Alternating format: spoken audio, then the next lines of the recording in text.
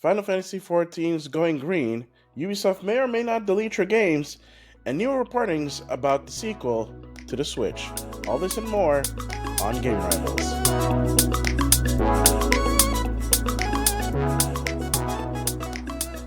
Hello, fellow rivals, and welcome to another episode of Game Rivals. I am your host, Maximilian X, coming to you from the interwebs as usual. This is going to be a relatively shorter episode than usual. Please forgive me for that. There was a lot of things that I could find that was really super duper interesting. Plus, as you may hear, I'm not feeling that great again. My voice is a little bit off, so please forgive me for that one. But I did want to bring you some of the more interesting news that has been going around for the past couple of weeks, and even up until this last minute. So even so, a little bit of a breaking news in there as well. So without further ado, I'm just going to go into the news and we're going to get into it. Starting with, um, well, this one broke over the weekend. Microsoft finally did it. And no, I'm not talking about the Activision Blizzard stuff. We'll get into that.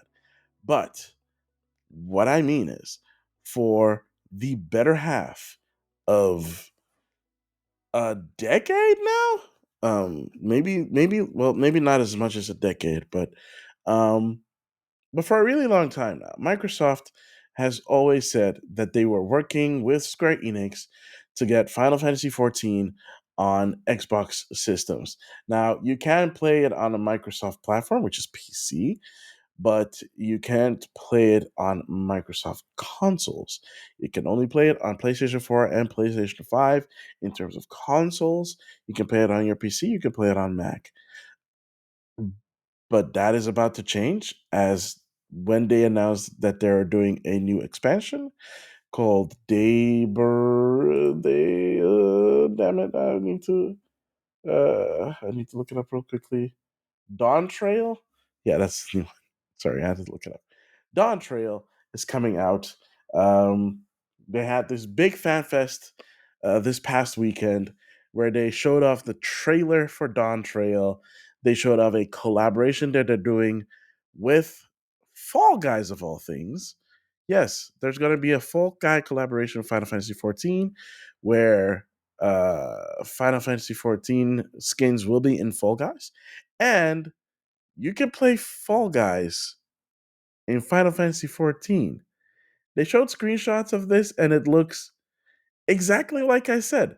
You're playing with your character in Final Fantasy XIV, but you're playing Fall Guys race, which, like, with the UI and everything, it looks as ridiculous as you'd think. But that even those two were like the expansion is a big, right? That's big. It's the next expansion. Everybody's excited. Everybody loves Final Fantasy 14. I've dabbled in it now and then, and honestly, if it wasn't for like the monthly subscription, I'd probably actually play it more often than not. Um, they've streamlined a lot of the gaming process, a lot of the leveling process, and stuff like that, and it's really cool. But the monthly thing is a little much for me, especially if I'm not gonna be playing it every day. You know what I'm saying? But this new that they're finally coming to Xbox is a big deal. They had Phil Spencer on. They did a whole thing with Yoshi P and the president of Square Enix as well that they got on, and basically, yeah, it is thanks to the largely Phil Spencer and his team that it is possible. They've been working with Square Enix side by side for a very long time to make it come out on Xbox Series S and X. That's what it's coming to. No Xbox One version, obviously. It's gonna support 4K on Xbox Series X, not S, X. And yeah, there is gonna be an open beta this spring. Sorry, coming spring, so 2024, and the game is supposed to come out in full in 2024 on Xbox. So exciting times for new Warriors of Light that have been wanting to play it on Xbox. Now you can. Do take into account that if you're going to do that, you do have to buy it again for the Xbox. Just like if you want to play on PC, despite the fact that it is cross-play and cross progression, you still have to buy the individual versions. So if you want to play on PC and play on PlayStation, for example, you have to buy both versions. Eh, and not just that, I think you actually had to buy the expansions too. I'm not 100% sure. I'd have to double check. It's been a while since I've checked. But yeah, like each individual platform has its each individual like tiers and stuff like that.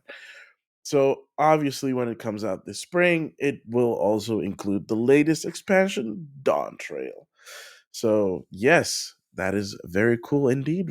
That's a cool W for Microsoft. Quite honestly, they have been very busy behind the scenes, um, including this, of course, but not just that.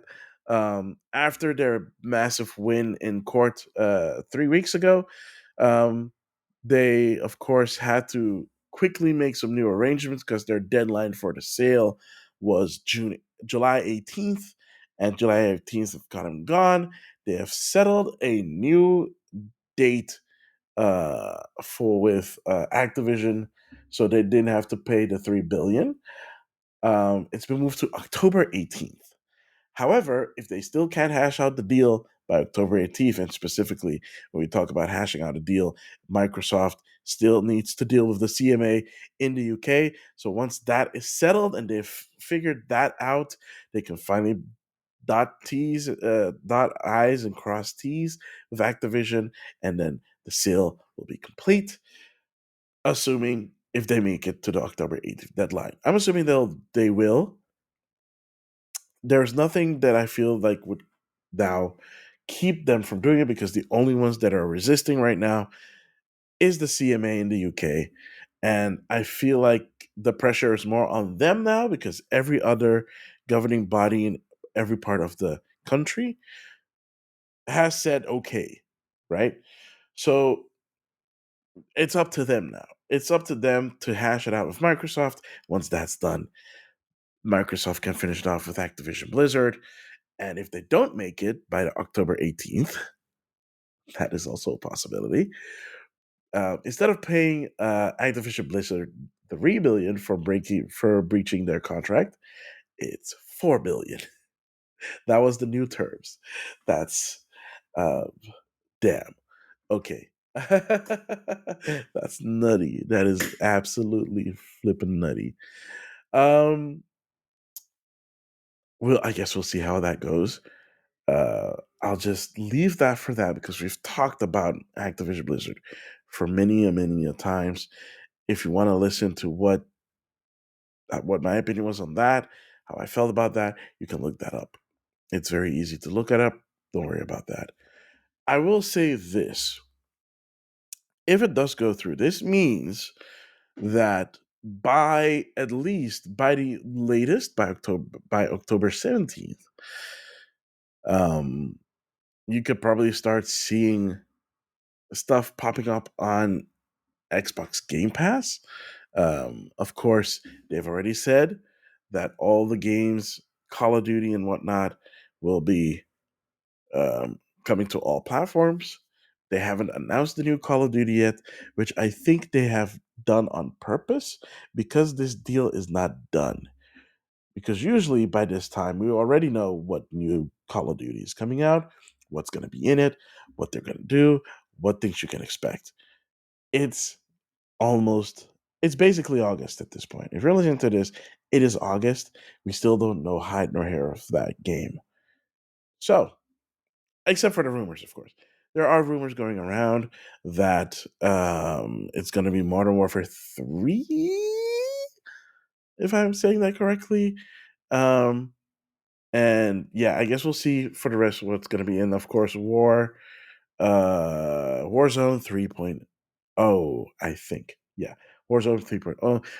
Not a lot of details about that, but you can kind of tell that they don't really have anything left because they're making weird collaborations. Like the latest collaboration is Nicki Minaj A Call of Duty. N- Why? I mean, people were upset about the Homelander thing because, but at the very least, Homelander, I get. Nicki Minaj? I mean, I guess they're trying to go after the Fortnite like crowd, like with the collaboration, like the latest Fortnite collaboration is Futurama, since Futurama's back on the air, which is cool. I love Futurama. Watched the first episode of the new season. It was okay. I'm not gonna say if it was great or bad, or it wasn't bad, but it felt a little bit forced, which is kind of unfortunate because the show ended on a very beautiful note, and they literally pick up from where they left off, because it was kind of like an open ending. If they ever wanted to go back, they could, and they did. So yeah.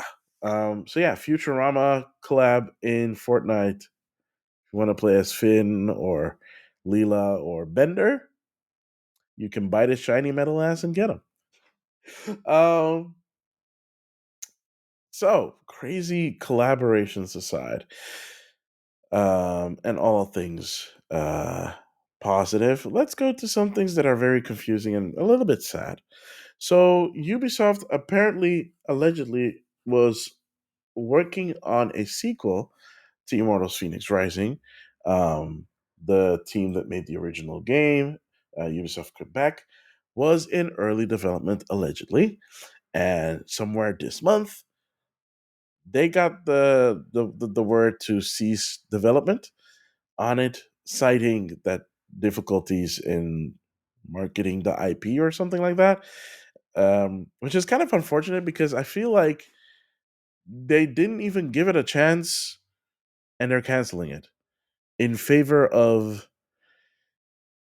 Assassin's Creed. Now I already talked about the fact that they were going to be focusing more on Assassin's Creed, and this cancellation comes among that, where they're focusing on more lucrative IPs, which of course has to be Assassin's Creed. One part I'm assuming is going to be Prince of Persia, since they are doing that new Prince of Persia game. And I'm assuming that the remake of Sands of Time is still being developed, even though we haven't heard hide nor hair since they rebooted the whole project. So who knows at this point? Who flippin' knows? The only thing we do know is that they're focused on gosh darn Assassin's Creed, which, oh boy, they're making it so easy for them to just be bought out, isn't it? But outside of that, there also is some positive reporting coming out.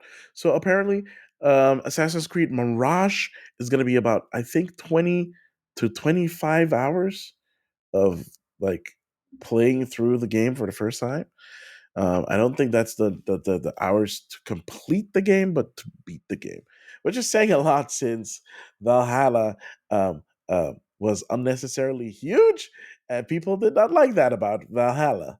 So at least it seems like they learned their lesson on that. Um, so I guess only time will tell if it's true, if it's factual, and more importantly, if the game is good. Because the game can be 20 hours, it can be shorter than Valhalla, but if it's as tedious as Valhalla, even with the 20 hours, the only good thing you could say was, well, at least it was shorter than Valhalla, but it would still have the same gameplay, and it was still as annoying slash boring slash irritating as Valhalla. And I know Valhalla has its fans. I'm not knocking the game because I can't, because I never played it. I am just doing this based off people's like opinion that is out there for this specific game. It has its fans. It has very loud detractors as well. So, and also the reviews kind of reflected that it was a really long game. But yeah, it is up to you to figure out if that is the type of game that you wanted or not, right? It's all on you. I can't make those decisions for you. Ubisoft can't make those decisions for you, but they can take your feedback on it for dang sure. And it seems like they at least listen to the feedback, which is good. Um, you know what's also good? Uh, you don't lose your games if you haven't if your account gets blocked. So or disabled. I don't it's kind of complicated. So like a couple of weeks ago, a bunch of people were getting emails from Ubisoft saying that if they didn't log back into their account, their Ubisoft account, within the next 30 days and claim that they want to keep their account alive, they were going to delete their account permanently and all game sales tied to it because they were keeping in like compliance with GDPR rules, which states that if that account has been inactive for a certain amount of years, I think it's 4 or 5, you're not allowed to gather data essentially on that account, and and all that information needs to be destroyed by the company that is holding the data. So in this case, the 4 years would be that case, and in accordance to the GDPR, they would delete the account, and apparently also all games that were tied to that account. People got up in arms about it. They spread it on Twitter, and even Ubisoft's own service Twitter account replied to it saying like, "Hey, you're fine if you log into your account using that link that was emailed to you. Don't worry about it. It's not spam. This is legit."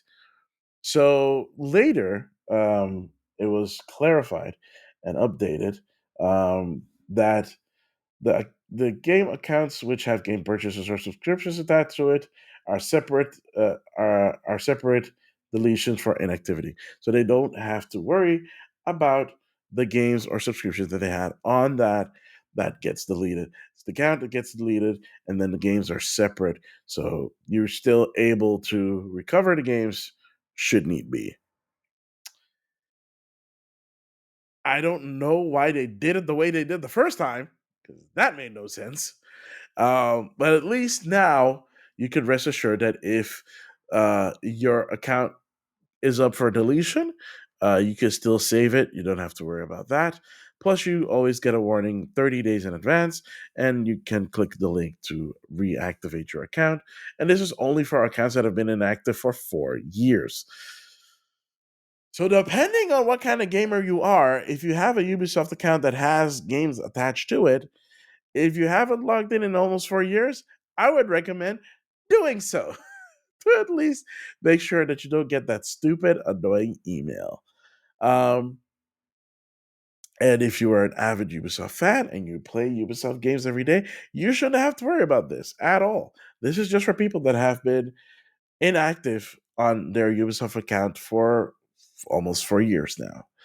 So there was a lot of hoopla online on this one because people were getting worried and getting angry because I get it, right? You have invested your hard-earned money on your games on this digital storefront, and now just because you haven't bothered to log in 4 years, you were there was a chance of you losing it forever. Let's say you even don't even have access to the email account that's attached to that, and you didn't get that mail, and then you're like kind of screwed, right? So at least they have walked it back allegedly. Maybe it wasn't never the case that it was going to be deleted, but at the very least, because of this, people were made of aware a lot more than if they just sent out the email and it said that you will not lose your game purchases and subscriptions that are tied to that account. So that's good. So that's great. Um, that is great. That's good. Uh, One thing that I don't know if it is gonna be as good is Techland, the original developers of Dead Island, the makers of Dead by Daylight. No, not Dead by Daylight. Damn it. Dying Light. I always get those two. Dying Light and Dying Light 2. Sorry. They have been bought by Tencent. Tencent already had like some shares in Techland, but now they've bought more shares and now control have a controlling majority. Um, the plus side of this purchase by uh, uh, by Tencent is that Techland does get to own their IPs and they still get to operate autonomously. The only difference is they do answer to a new boss, essentially. So they're still technically working as an independent developer, but they are owned by Tencent. Whatever that's worth for you. Um, it could be good. I mean, heck, this means that if they need funding, they can get the funding a lot easier than if they were just independent and they had to shop around to develop to publishers what they wanted to do. You know what I'm saying? So on one hand, it's great news for Techland. On the other hand, we don't know what the future holds for them if their parent company now decides to say, "Hey, you make this game, or you're all fired." Who's to say that they won't do that? I don't know. I don't know if they would. That's an extreme example, by the way. This is an extreme example. But you can see that they can still change the rules. I think unless they sign specifically a deal that they would work independently and that they would never like surprise gotcha, or maybe there's a loophole that says they can do a surprise gotcha. I don't know. I assume that Techland wouldn't do this deal unless they were guaranteed their autonomy under any circumstances. So kudos to them. Here's hoping that they don't get um, what's the word I'm looking for? That this deal doesn't bite them in the butt in the end. For now, though, it seems like a very good deal for them. They get to keep their IPs, which is very important for a company. They get to develop their games as is, and they don't have to worry about interference from the parent company, which is also good. So you get the good with the good, maybe, hopefully. Um, so that's going to be interesting to see. What's also interesting going blah blah blah blah. There, I am like literally just talking over my words right now. What is also interesting going to be seen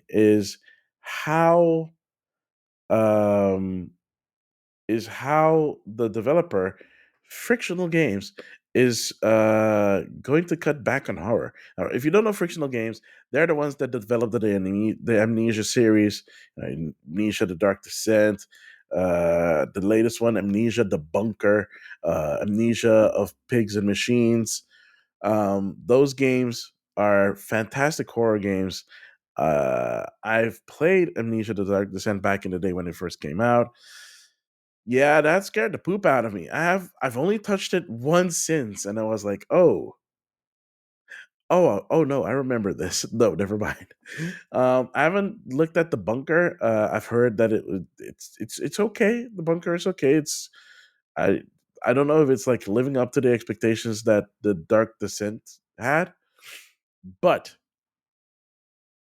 uh them deciding to reel in on horror and focusing on other kinds of games. That is interesting because another developer, which I talked about, I think in the last episode or the episode before, um, Blooper Studio, the ones that are currently working on the Silent Hill 2 remake, the makers of The Medium and the Layers of Fears games, also decided that they were gonna step back from survival horror. This is an interesting decision. This doesn't mean they're not gonna make games anymore. It means that Frictional Games is just gonna work on different kinds of games. What exactly they're gonna be working on, I don't know. Um, but yeah, the fact that they decided to cut back on horror is a big deal. Because yeah, I mean, they are good at what they do. So yeah, who knows what they're gonna do? The world is their freaking oyster. And yeah, it is all up to them what they feel like they want to make. It is exciting to see. Do take into account that that also means that whatever game that they decide to make next, it's going to take a while for it to come out. And please be kind when that does get announced and shown and released and whatnot. And like go into it with an open mind and open opinion, because if you're just gonna automatically go like, oh well, this is not like amnesia, maybe they should have just stuck to doing horror, uh no, that is not chill. Just be open and like look at it from a fresh perspective. It is a new game that they will put out in a different genre that they're not used to.